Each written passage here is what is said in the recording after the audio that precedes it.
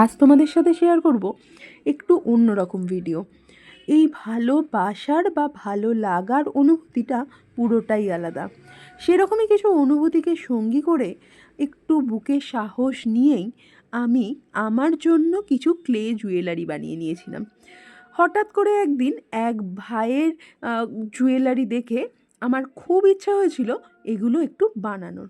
তো তারপর তার থেকে একটু জেনে নিয়েই আমি আমার মতো করে কিছু রূপ দিয়েছি জুয়েলারি, যেগুলো আমার ভালো লেগেছে।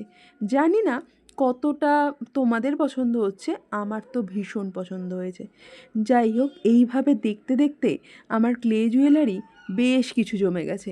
আর ঘুরিয়ে ফিরিয়ে ড্রেসের সাথে কম্বিনেশন করে পরতে তো আমার ব্যাপক লাগে। আমার এই জুয়েলারিগুলো তোমাদের কেমন লাগলো জানিও অবশ্যই। ভালো লেগে থাকে ফলো দিয়ে পাশে থেকো।